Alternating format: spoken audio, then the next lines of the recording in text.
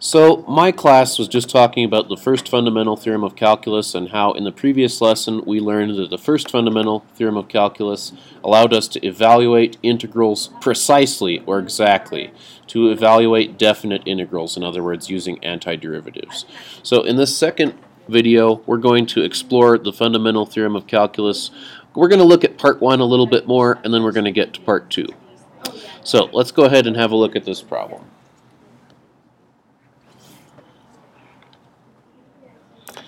So it says conjecture. What is the relationship between an area function and the original function f? So I'm going to be calling functions like this one a special thing. And you should remember this name into next year, definitely. So this is going to be considered an accumulating area function.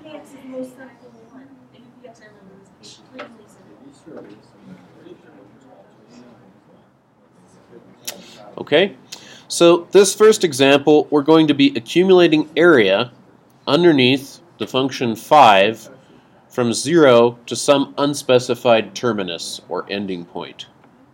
Okay, that's what we're going to do. So you guys are going to use your Math 9 function on your calculator. So it says use fn int, remember this is Math 9, to evaluate these particular values. So what do I mean by 0 here? 0 means the integral from, use the definition right here, the integral from 0 to 0 of 5 dt. I don't think I need my calculator for that. That's common sense. What is that? 0. There's no area underneath nothing. So like 2 here will be the integral from 0 to 2 of 5 dt. So use your calculator to figure out what that is, from 0 to 3, 0 to -1, and so forth, okay? So if you're watching the video now, you might want to pause and run each one of those.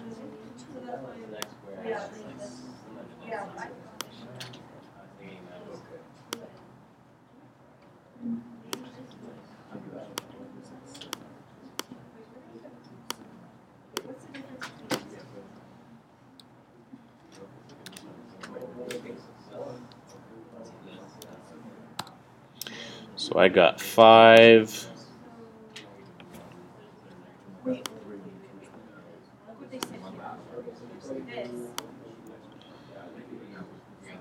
Oh, need more.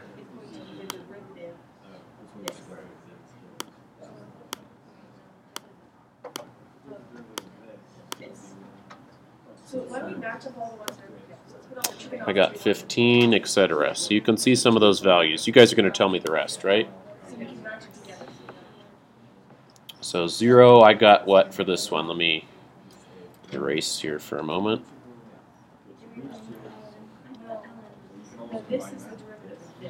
So this was 0, this was 5. What's this one? 10, this one was 15, right? So is this one -5? Sweet. So now it says use stats edit and figure out what these values are. So find a function that corresponds. I think we'll just go ahead and plot these off to the side and see if we can guess it without all that hard work, okay? So there's -1, 1, 2, 3. So at 1 we had 5. At 0 we had 0. I guess I should be using a different color. At 2 we had 10. At 3 we had 15. At -1 we had -5.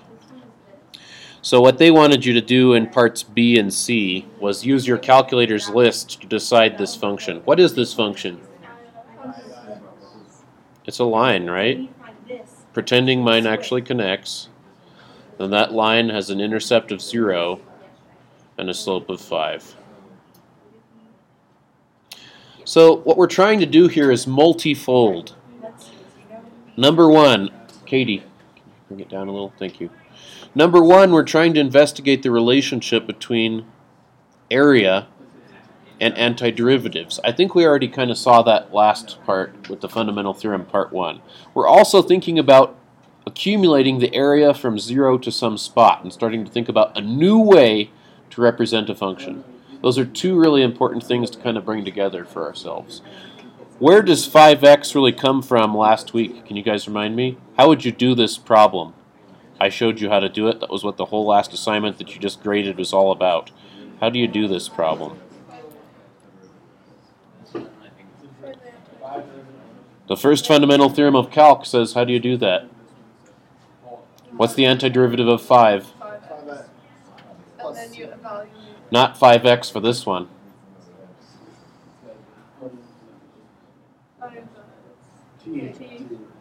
T.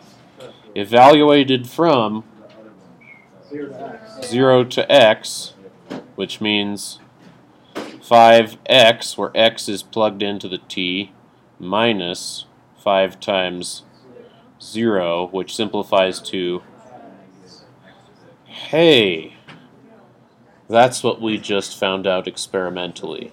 So remember, when I told you about fundamental theorem on Thursday, I kind of just like threw it at you and was like, here's how it is. This is where it comes from. It comes from thinking about the area accumulated on an interval. Let's do another couple just so we can see if we buy it. All right? So let's skip this part. If you're watching the video, it might be a good idea to try some of these. They're so basic, though. This is that same function, right? Pretty boring. So I'm going to skip these. Let's do number 4. Yeah. So number 4, what do we get when we do that? Make a table for yourself. Make a table. Right? Your table should have... should be straighter. Good enough. Just like this one, right? So we should have x and the area accumulated up to x. So this one starts at 1. Should we go to 2? Let's just make it nice and simple. 3, 4, and then let's go backwards a couple times. So why don't you guys get those with Math 9? So I'll do the first one, right, to show you. So I'm going to go and clear this out. Go Math 9. Well, it started at 1 this time, right? 1 to 2 first. And this is going to be x. Oh, mine's in polar mode. Let me fix it.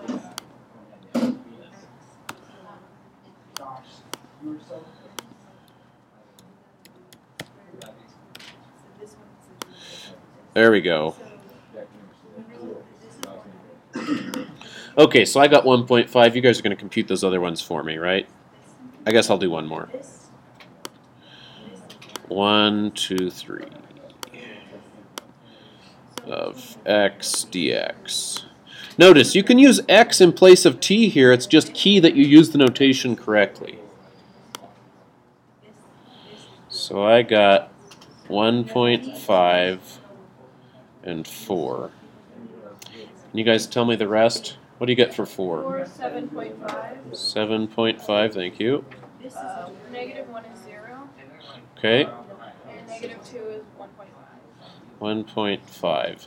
So now this time, you guys see how we have some different values? It's going to be hard to guess this function, so let's use our calculator's lists like it said. So going back to my calculator, I think I'm just going to try to get these in there. So I'm going to go Stat, Edit, clear out my list. And what do we have? We had 2, 3, 4, 2, 3, 4, negative 1, negative 2. I'm just using this to have my calculator help me guess the function. So 1.5, 4, 7.5, 0. Because this is probably not a line, right, guys? Does it look like a parabola? Let's see it. So, turn my plot on. Sorry, my calculator's not ready for me. This is so hard to do this way. Zoom, 6. It does look like a parabola, right? If we suspect it's a parabola, my Algebra 2/statistics students, what could I run to confirm that it's actually a parabola? Straight line test, right? Something like that. I would just plug it in. Stat. This is important, actually, big time right here. If you suspect something's a parabola, but you're not sure, how can you confirm? Calculate linear? We suspected it was a quadratic, and if we run the quadratic regression model, not only will it create the quadratic or parabola of best fit, but it'll tell you how good the fit is. And if it's actually a parabola, how good should the fit be? Perfect.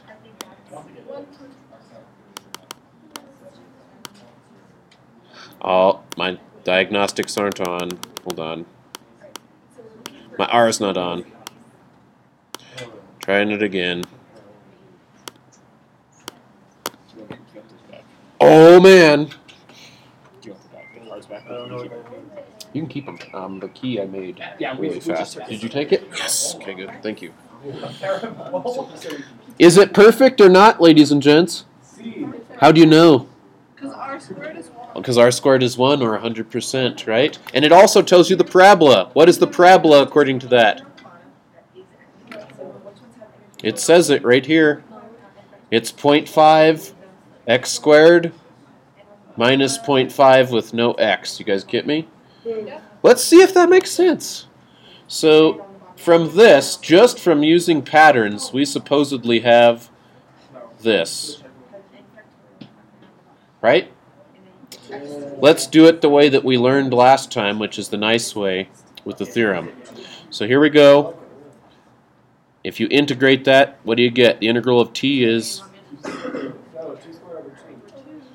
There's the antiderivative evaluated at 1 and x. Plug it in, and you get x squared over 2 minus 1 squared over 2. And bing, bang, boom. That's where this came from, okay? I think if we flip the page, you'll see that there's one more of these, so I'd like you guys to try this one on your own. I can only give you about 7 or 8 minutes, but it's the same kind of problem. You've got a different function that you're finding the area accumulated from 0 to x. Do it that same way. You can keep track of some values here. You can plot those values. You can try to guess it, or you can use your calculator's regression mode to do it. So I'm going to pause my video now while you guys do that. Okay? Okay, can you guys help me fill in what is a of 0? 0. Because the area from 0 to 0 is 0, of course. Okay, how about from 0 to 1, how much area do you get? Negative area. Okay. From 0 to 2, how much area do you get? 0. Okay, so there's like some positive negative cancellation happening, right? Because I'm thinking, my mindset is area under a curve, the accumulation, right? Area to a of 3 is 3. How about negative 1? Negative 2? Okay. So where does a reach its minimum value? Maybe we need to start going and plotting this. So 0, 0. So I'm plotting a of x, right? Then 1, negative 1. 2, 0. 3, 3. Negative 1, 3. And negative 2, 8. So that should be like way up here, right? So if you think about this, what kind of shape does it look like again? This one clearly looks like a parabola. In fact, I think you can even see the zeros and stuff, so you shouldn't need your regression on your calculator. What parabola is this? To me, it looks like x times x minus 2, which is x squared minus 2x. It might not have that same vertex. I mean, there could be some stretch here, right? Like 1/2 or whatever a value. You don't know that for sure unless you check, but I think that that's a pretty good guess. All right. So where does a reach its minimum? It looked like we saw the minimum, right? It's right there. So at x equals 1. As you approach infinity, what does a approach? infinity, negative infinity. A is also going to infinity, just looking at the graph up there. So then they said, okay, blah, blah, blah. Guess the equation. We did that, right? X squared minus 2x. Use the fundamental theorem to confirm. Let's actually do this integral right here straight out. So 2t, the antiderivative is t squared minus 2t evaluated from... Brandon, did you guys do okay? We was like 2. Okay, that's pretty good. All right, so this is going to be x squared minus 2x minus 0 minus 0. So there's our answer. Yeah? All right, so that was going back and looking at the fundamental theorem part 1. I'm not going to do this part with you guys, so you can just kind of ignore it. Let's look at the fundamental theorem part 2. I think it's all about theory and notation. The fundamental theorem part 2 doesn't say anything crazy either. Pretty easy to remember. So, I really like how it starts out in Mr. Peterson's handout by talking about how functions can be written in a variety of ways. You've seen them like this before, right? That's how we usually see them. That notation could also be f is assigned x squared minus 1. That's more of a computer science notation right there. There's all kinds of other ways to express functions. The Calc 2 class right today was expressing functions. How are you guys expressing functions today, Calc 2? As series. So actually functions can be represented as an infinite addition of terms as well. You have just learned your second really big way to represent functions. How do we call this? Because that's something we need to remember for the long term. A name for this. I gave it a name today. The accumulation function representation, right? When you look at this, you should immediately be thinking the area accumulated from where to where? From 1 to something indefinite of a certain function, okay? Functions can be represented different ways. That's the key, is it's not always just going to be the Algebra 2 way to represent functions like up there. All right? So if we accept that, we can kind of figure out the second part of the fundamental theorem with just notation, okay? So the second part of the fundamental theorem explains to you how to take the derivative of an integral. So part A says, write this in symbolic form, and I gave you a hint there. What did I say to use? So can somebody tell me what I'm actually asking you to do right there? What does this equal? I'm going to erase my other equals sign.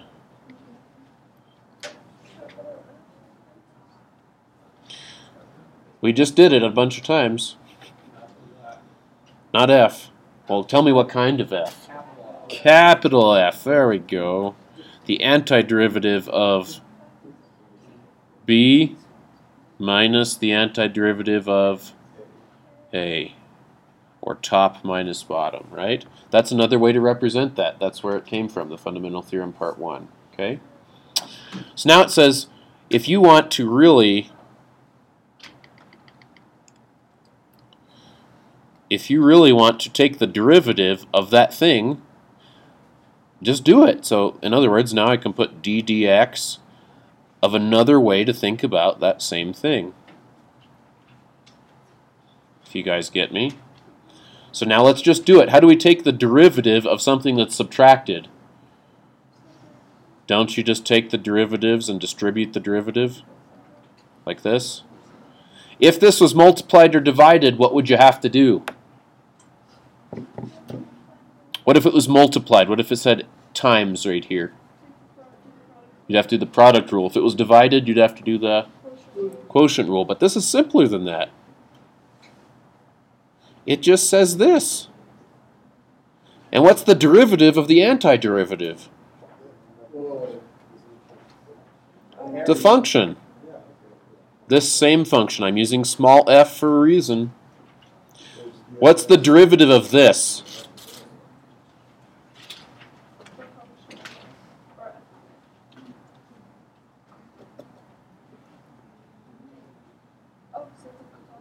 Yeah.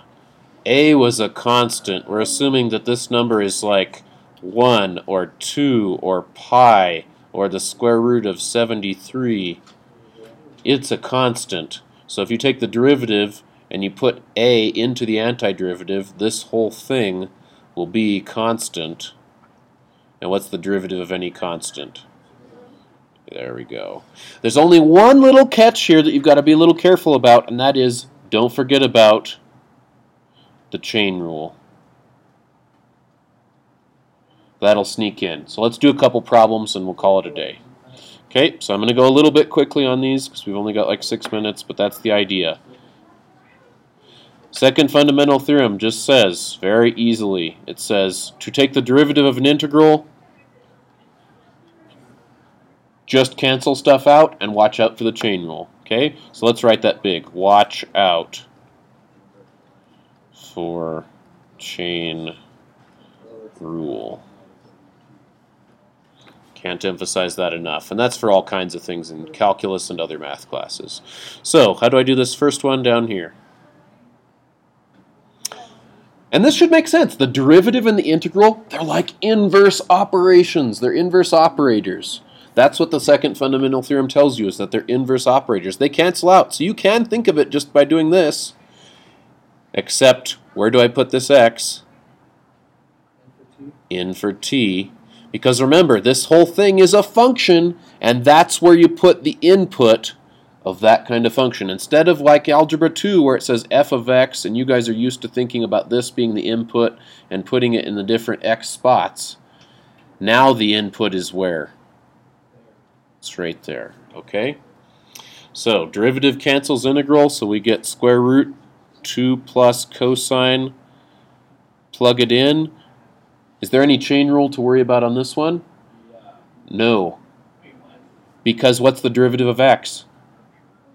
1. The inside function here is just x, so the chain rule doesn't, I mean, it applies still, but it's boring, right? It's just times 1. So that's it. Look how easy that problem was. Second problem. Derivative cancels integral. I put the input into the function. So I get the square root of 5 plus, notice I'm not actually doing antiderivatives here. That's what you've got to be clear on. I don't think it's very hard. Just got to be clear that derivative cancels integral. So what's this going to say right here? X squared to the third is x to the sixth. I agree. Chain rule. The input. This is just like f of g of x, except g of x is right here. Does that make sense? So times what? 2x, right? This really symbolically is f prime of g of x. That g of x is in here, right? Because it's x squared cubed times g prime. This is just the same rule that you've already learned, it just looks different, okay? Alright, this last one, a little bit of a challenge. What's different about it, ladies and gents? You have an x in both of them. There's no constant down here, it's in both of them. So in that case, what you can do is split this at any convenient point. Pretty much anything works. So I'm going to rewrite it like this. Yeah, you've got the idea, Emma. So I'm going to split it at 0. So I'm going to say go from x squared plus x up to 0 of the function. Notation really matters a lot here. The only thing that's going to get you is if you don't like to write your homework down and you don't like to do things by the book. Do things by the book. This is a time where it really matters. Then I'm going to add from that spot I split it at up to the other function. Same thing.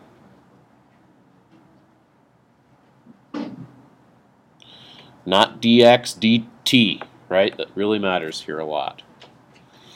So now we're going to say, okay, do each one of those. This one's just like before, right? You can distribute the integral to both problems. So I'm going to do this one first because it's just like before. So what should I do? Derivative cancels integral, and I get Sin x plus sin x. Yeah, but it's all inside the cube root, and I think we've got it though. Sine of x goes in for t there, and it goes in for t here, so we'll say sine to the 4th of t. Oh, it's not t of x. Anything else on that one? Careful. Chain rule, cosine of x. Times the derivative of sine. There's our chain rule. Okay? This one is almost the same. What's different about it? Instead of going from constant to function, it goes function to constant. Doesn't that just equal 0? Here's how you handle it. I'm going to write it down, and you guys are going to tell me what I did. You, of course, don't have to write this step out, but I'm writing it down so you guys can tell me my theory. And I have a mistake, by the way. What did I do? You just flipped it without. I flipped it over. What's the only way to make that legal? Negative. Yep. Because here, really, we were integrating in one direction. I wanted to flip it, so I went backwards. We know that integrating backwards means you need a negative, okay? So this is going to be negative cube root of what? You guys help me. X squared plus x plus mod 3x squared plus x to the 4th. Hey. I'm still missing something.